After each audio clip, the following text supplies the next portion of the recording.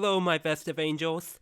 It's me, Lord Nicolina, aka Saint Nicolina, and welcome to the first Christmas-themed episode of Angel Rise for 2024. I'll be completely honest, when I was first pointing this out, I didn't know what I wanted to do for my Christmas episodes this year.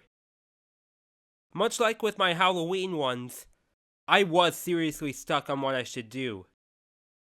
But I think the two ideas I got are pretty good. And regardless, I still hope you all are looking forward to them. Also, before we begin, I've started a brand new series of shorts called Blue and White Mysteries, where I talk about some of the lore behind my OCs. These will come out intermittently, with one at least every 2 to 3 weeks. I've seriously wanted to do shorts for the longest time on here, so I figured that would be a great way to get them rolling. Let's not waste any more time. Get cozy by the fire with your best PJs on, as well as some milk and cookies, and let the first Christmas Angel Rise episode of 2024 take its course. Since the last time I did an episode like this, there have been quite a few more memorable gifts I've received and given to my family. Let's just say, the unexpected and hilarious happened. So, with shades of episode 27 in its tracks, here are 5 more memorable Christmas gifts that I've either received or given, all of which have come from 2022 and 2023.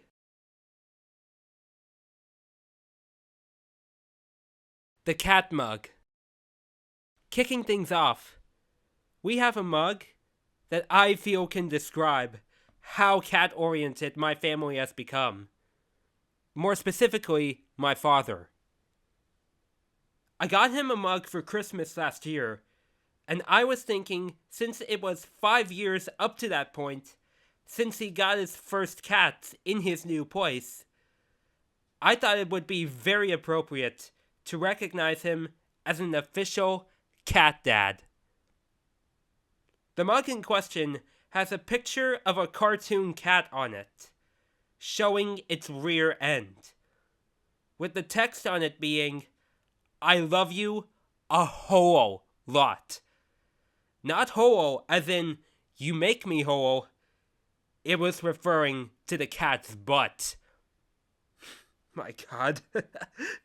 It seriously makes me laugh, even just thinking about it as I'm recording this. For those who aren't familiar with cats and showing their butts, it's actually a sign of greeting someone and trust. Also, it's why cats sniff each other's butts. That's because their signature scent is located in there. In all honesty, it does sound weird to me, and I see why some of you may think the same thing. But it is true. At the time I got the mug, I thought cats showing/sniffing each other's butts was a way to insult someone. And I personally thought it would be funny considering the sense of humor within my father's household. In retrospect, it was really more than just humor at the forefront. My father, he wasn't really into cats for the majority of his life. It was at my stepmother's advice in 2018 that they got a couple of them together. And now they've grown to have 4. The cats are surprisingly mainly attracted to him, which I also find weird because my stepmother suggested that they get them in the first place. I'd imagine cats have more attraction to female figures than male ones, but that doesn't mean there aren't any cat ladies alongside cat dads.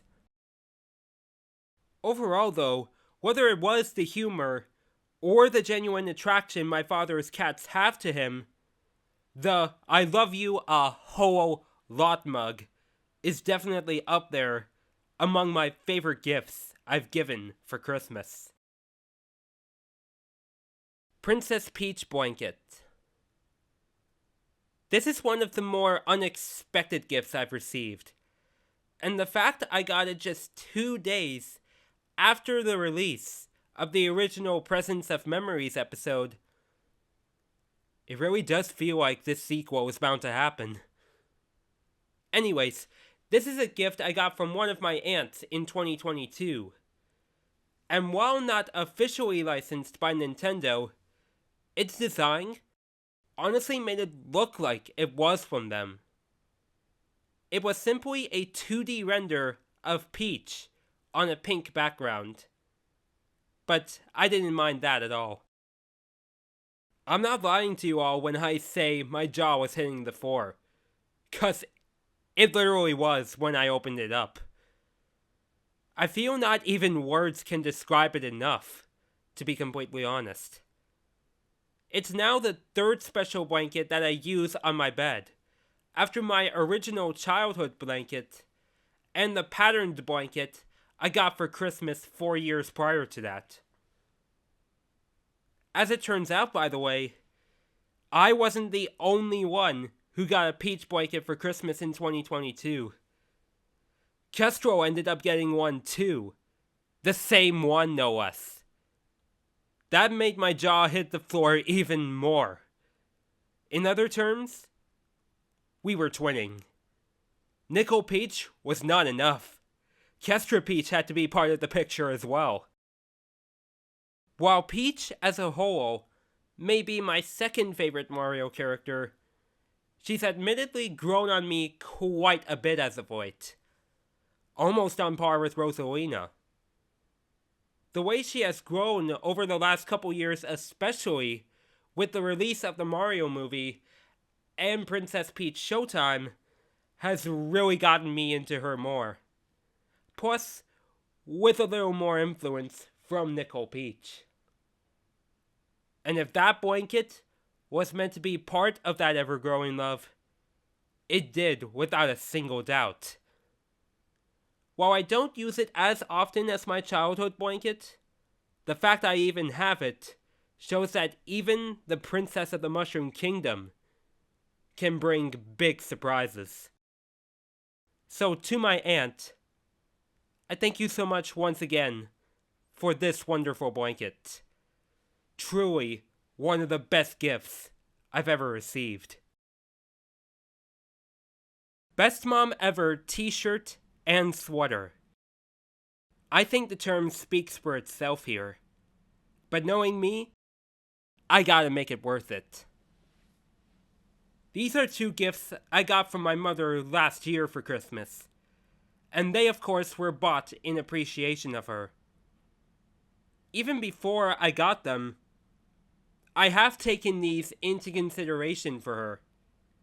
However, most of the gifts I've given my mother over the last few prior years have been drawings, something which I continue to this day.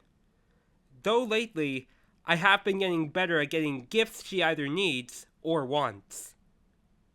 Or even something relating to anything she likes.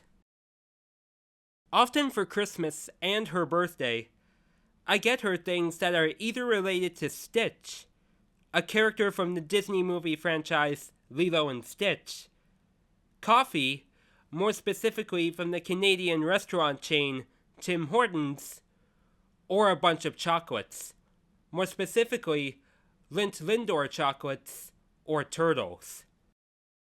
Through all that though, I've become increasingly more caring about my mother, since basically for my entire life, she has been my favorite person. Not all young adults can say that about their own mothers, let alone their own parents. In my case, even though I have grown up and my independence has skyrocketed, there's always that mama's boy part of my mindset. That's why I took last Christmas to acknowledge such a feeling towards these gifts. A simple light blue sweater and a black t-shirt with the best mom ever text. They both have the same font style as well, which fits more of a typewriter style one, but I still think it's pretty cool. Another notable gift I got her was a blanket with the text, "I'm not lazy, I'm just in energy saving mode," with a picture of Stitch on it. Which I think fits my mother's personality quite well. Not that she's actually lazy, she just wants to relax after working and not do too much, which I totally get. Yet in all seriousness, I really want to help her as much as I can. Whether it's limiting how much she drives around, or giving her a treat when the time feels right. Because she did a lot for my sisters and I growing up, and it's time we return the favor. So really, like the old saying goes, we gotta pay it forward. That's why she has the best mom ever sweater and shirt to begin with. These aren't for show. Whenever she puts one of them, or both on, it's an embrace she's accomplished. I seriously wouldn't want to have a better mother than the one I have. I love you, Mom. A kitchen set. Now, this may sound as bland and boring as dirt. But let me tell you, this is another gift I didn't see coming. I got this for Christmas last year from my grandparents. It consisted of a kitchen turner, a navy blue pot holder, and a light gold cookie tray. This was to symbolize how much I've used the oven since my mother and I moved into my grandparents' place. When I first laid my eyes on those things, I was legit confused. And y'all might be asking the same question. How on earth could those be Christmas gifts? But then, once my folks told me what they really served, both figuratively and literally, that's when I bursted out laughing. I honestly didn't think they would be that aware to actually get me some of my own kitchen supplies. Yet, in retrospect, it makes a lot of sense. I use my grandparents' oven on a daily basis to make my meals, mainly to bake chicken nuggets or strips, along with fish and pizza. Before then, I was using supplies that my grandparents and mother already had on hand to make my food. However, my experience with making meals for myself didn't start at my grandparents' place. I can't remember exactly when it started, but it was back before the move, most likely between 2018 and 2019. Considering my age, it may be a little later than what is considered normal, but because of my autism, that's why it took me a bit longer than expected to cook meals for myself. When I did though, boy did I take onto it rather quick. It started out with chicken nuggets and strips I put in the oven. Then it was pizza, and eventually onto fish. However, since the oven at my old place didn't have a screen where it showed what temperature it was at while preheating, I often put said food in the oven before it was ready, because I was quite eager to eat. That didn't mean my food was messed up in any way though. It still tasted good regardless. When the move happened, my grandparents' oven had the temperature screen that helped improve the quality of the food I baked in there. And that, of course, would be my primary focus. So what started as a venture in the late 2010s built up to an unforgettable Christmas gift last year. It's even led me to make meals for my mother, and while that venture started at my old place, it's become even more prominent at my grandparents' place. I don't use the pot holder as often as it doesn't have the pocket handle that helps me with the tray. The turner and tray in question, though, I do use quite frequently. The tray more so, as there are a variety of turners to use alongside the one I got for Christmas. My mother also uses the tray from time to time whenever I'm not using it. While it was specifically bought for me, I'm not puppy guarding it, so to say. Either way, the kitchen set I received is honestly a sign of the times.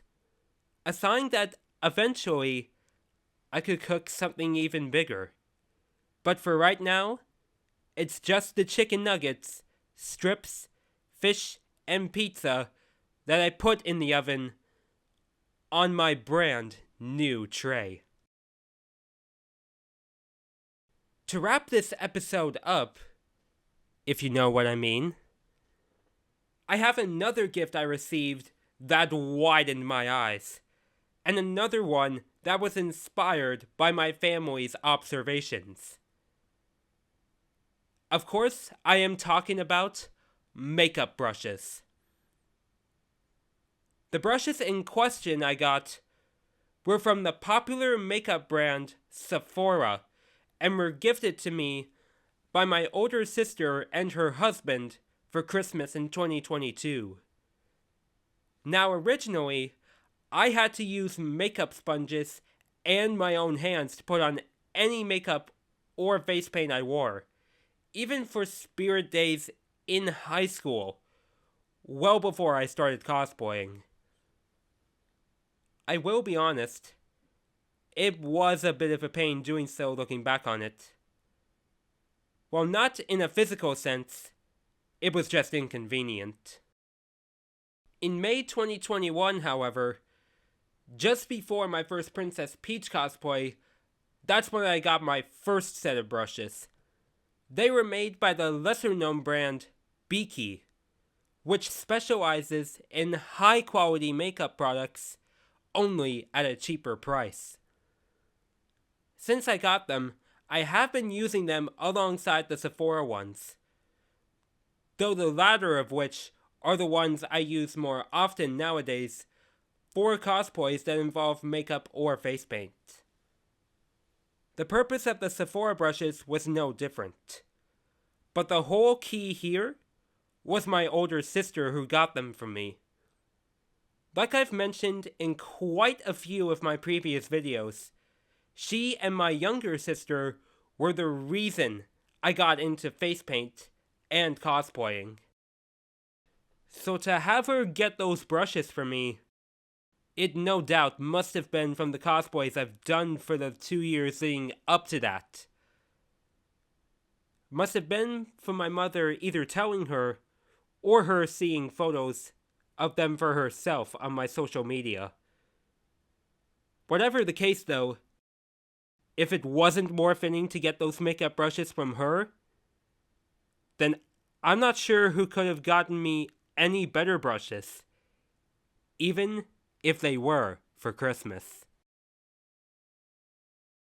Connecting the dots with these presents as a whole, it's pretty simple to see why they are more special than other ones I get. Though gifts I really want and give are some of my most favorites, I really think the most unexpected ones are the most special of them all.